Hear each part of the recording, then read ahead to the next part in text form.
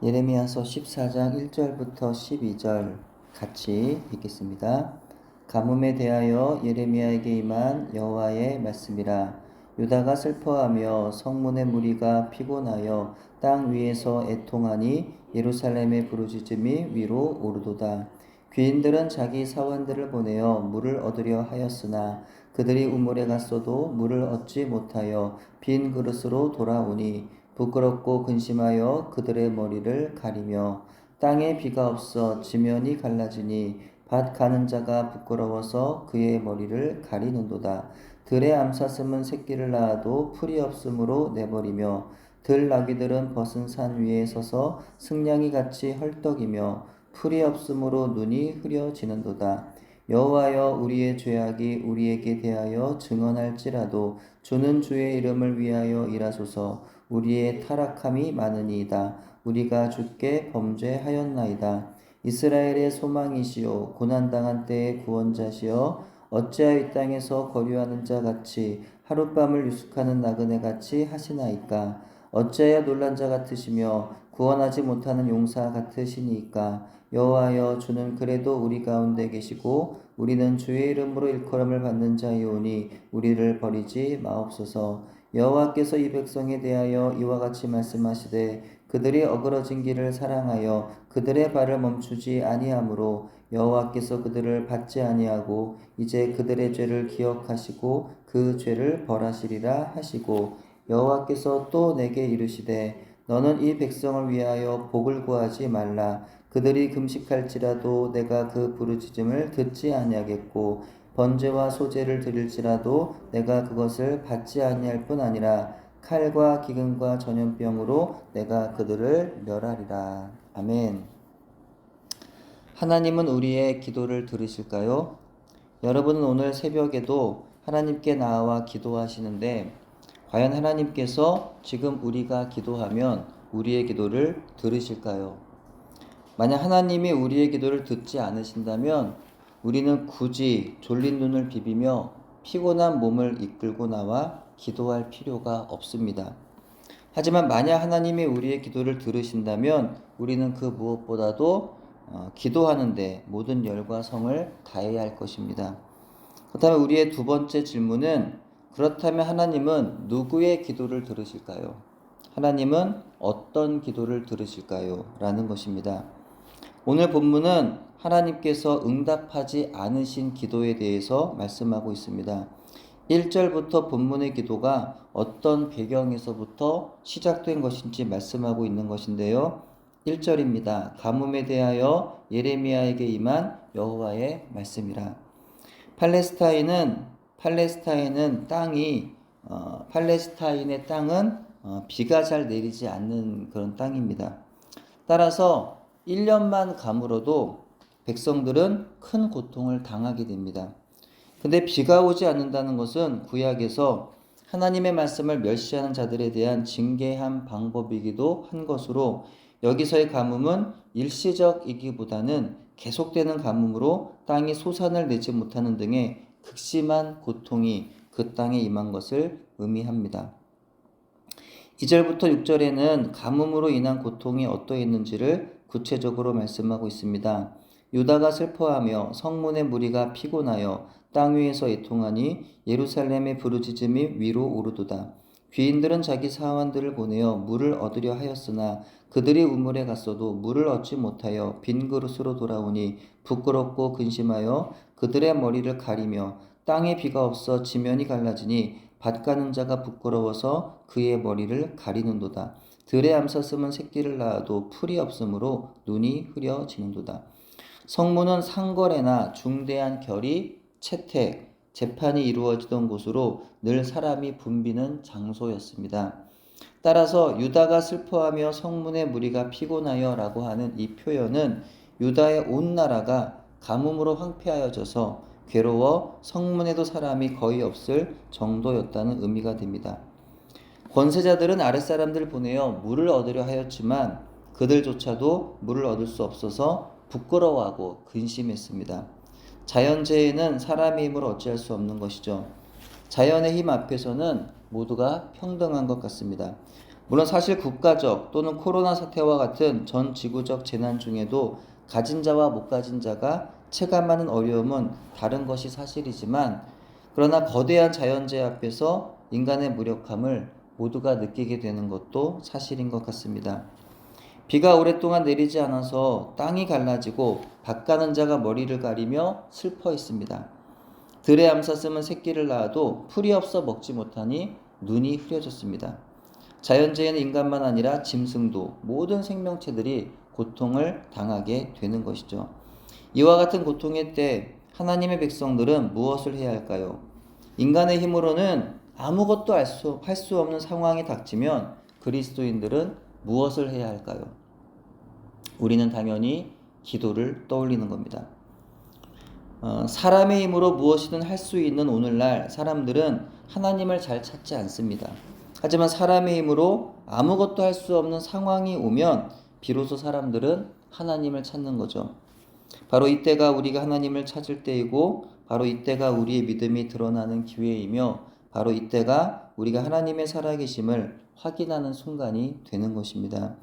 7절에 예레미야의 기도가 시작됩니다. 여호와여, 우리의 죄악이 우리에게 대하여 증언할지라도 주는 주의 이름을 위하여 일하소서. 우리가 타락함이 많으니이다. 우리가 주께 범죄하였나이다. 그는 이스라엘의 백성의 죄악에 대해서 자기와 동일시하여 우리의 죄악이라고 표현합니다. 그것은 하나님의 백성들이 중보적 기도를 하나님께 올려드릴 때 올바른 기도의 태도입니다. 형제와 이웃의 그리고 국가적인 죄를 하나님께 올려드릴 때 그 죄를 그들만의 죄로 여기며 하나님께 올려드리는 것이 아니라 그 죄를 공동체적으로 나를 포함한 우리의 죄로 여겨서 올려드려야 하는 겁니다. 예레미야는 이스라엘 백성이 죄인이라는 사실을 인정했습니다. 그리고 예레미야는 동시에 자기도 죄인이라는 사실을 인정했습니다. 이것은요, 예레미야가 겸손했기 때문에 했던 고백이 아니었어요. 사실이 그렇다는 겁니다. 이스라엘 백성만이 죄인이 아니라 예레미야도 죄인입니다. 교회 밖 사람들만 죄인이 아니라 교회 안 저와 여러분도 죄인입니다. 그렇게 우리에게는요, 매 순간 예수 그리스도 안에서의 하나님의 긍휼이 필요한 겁니다. 예레미야는 그렇기 때문에 주의 이름을 의지해서 기도합니다. 하나님의 성품에 의지해서 하나님의 긍휼과 은혜를 구한 거죠. 우리가 기도에 있어서 절대로 착각하지 말 것은 내가 기도를 간절히 해서 하나님이 응답하시는 것이 아니라는 사실입니다. 내가 영성이 뛰어나고 거룩해서 하나님이 나의 기도를 들으시는 것이 아니라는 사실입니다. 마찬가지로 어떤 누군가가 나는 기도하면 하나님 응답하지 않으시고 어떤 누군가는 영성이 뛰어나서 그분이 나 대신 기도해주면 그 기도가 응답되는 것이 아니라는 거예요. 우리의 기도가 응답이 되었다고 한다면 그것은 오직 선하심과 인자하심이 풍성하신 하나님의 긍휼 때문인 것입니다. 내가 영성이 뛰어나고 내가 거룩해서 하나님이 나의 기도를 들으시는 것이 아니라 그 기도가 응답되는 것은 오직 하나님의 은혜다. 하나님의 긍휼이다라는 거죠. 만약 우리가 거룩해서 우리의 영성이 뛰어나서 우리가 기도를 아주 올바르게 진실하게 잘해서 우리가 이를테면 과거에 그런 얘기들이 많이 있었는데 나무 뿌리를 뽑는 것과 같은 간절함과 열심으로 기도해서 우리의 기도가 응답되는 것이라고 한다면 오늘 본문의 예레미야의 기도는요 100% 응답되어야겠습니다. 그렇다면 여러분 어떻습니까? 우리가 볼 때 너무나 올바른 기도를 한 것으로 보이는 예레미야의 기도가 응답이 되었습니까? 10절부터 12절 같이 한번 읽어볼게요. 10절부터 12절 한 번 더 읽겠습니다. 여호와께서 이 백성에 대하여 이와 같이 말씀하시되 그들이 어그러진 길을 사랑하여 그들의 발을 멈추지 아니하므로 여호와께서 그들을 받지 아니하고 이제 그들의 죄를 기억하시고 그 죄를 벌하시리라 하시고 여호와께서 또 내게 이르시되 너는 이 백성을 위하여 복을 구하지 말라. 그들이 금식할지라도 내가 그 부르짖음을 듣지 아니하겠고 번제와 소제를 드릴지라도 내가 그것을 받지 아니할 뿐 아니라 칼과 기근과 전염병으로 내가 그들을 멸하리라. 아멘. 예레미야의 회개의 기도에 대한 하나님의 이해하기 힘든 응답입니다. 우리가 기대하는 회개 기도의 하나님의 응답은 용서 아니겠습니까? 사랑으로 안아주시고 감싸주시며 치유하시고 회복해 주시는 것 아닌가요? 마치 집 나간 탕자가 돌아왔을 때 전혀 그의 죄를 묻지도 따지지도 아니하시고 그를 안아주시고 모든 권리를 회복해 주신 것처럼 그런 은혜를 우리는 예상하며 하나님 앞에 회개하는 기도를 하지 않느냐는 거죠. 근데 우리의 그 모든 기대와 예상을 완벽하게 빗나갑니다. 우리 하나님은 무시무시한 심판의 계획을 전혀 돌이키실 의향이 없으심을 분명히 하고 계세요. 예레미야에게 더 이상 그들의 죄에 대해서 회개하지 말라는 겁니다.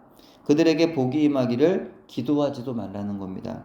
그들이 금식하며 부르짖어도 듣지 않으시겠다는 거예요. 그들이 번제와 소제를 드려도 받지 않으시겠다는 겁니다. 칼과 기근과 전염병으로 그들을 멸하시겠다는 겁니다. 하나님 왜 이렇게 반응하시는 걸까요? 우리가 평소에 생각해 오던 회개에 대한 하나님의 반응은 이게 아니지 않습니까? 하나님이 이런 식이시라면 우리는 회개해봤자 용서를 받지 못하는 건 아닌가요? 하나님 이런 식이시라면 우리 하나님께 기도할 필요조차 없는 게 아닐까요? 하나님 도대체 왜 이렇게 말씀하시며 마음을 돌리시려 하지 않으시는 걸까요? 그것은 바로 10절의 해답이 있습니다. 10절만 한 번 더 읽겠습니다. 시작. 여호와께서 이 백성에 대하여 이와 같이 말씀하시되 그들이 어그러진 길을 사랑하여 그들의 발을 멈추지 아니하므로 여호와께서 그들을 받지 아니하고 이제 그들의 죄를 기억하시고 그 죄를 벌하시리라 하시고 아멘. 이스라엘 백성이 어떤 백성입니까? 그들은 어그러진 길을 사랑했습니다. 올바르지 않은 길, 빗나간 길, 틀어져 맞지 않는 길, 그런 길을 사랑했어요. 즉 죄의 길을 사랑한 것이고 구체적으로는 우상 숭배의 길을 사랑했던 겁니다. 그리고 그들은 그 죄의 길, 우상 숭배의 길을 멈추지 않았습니다. 그래서 하나님은 그들의 죄를 기억하시고 그 죄를 벌하시겠다는 겁니다. 마치 우상을 숭배하듯이 신을 달래는 행위로 하나님께 각양의 제사와 예물을 드리고 금식하며 기도할지라도 오히려 그것이 하나님을 기만하는 행위이기에 하나님은 그 모든 것들에 대하여 이사야 1장에 의하면 견디지 못하겠노라고 말씀하시더라는 겁니다.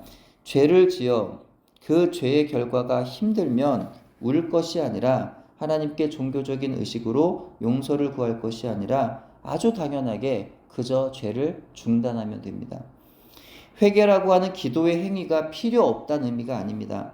당연히 우리는요, 회개의 기도를 하나님께 매 순간 올려드려야 합니다.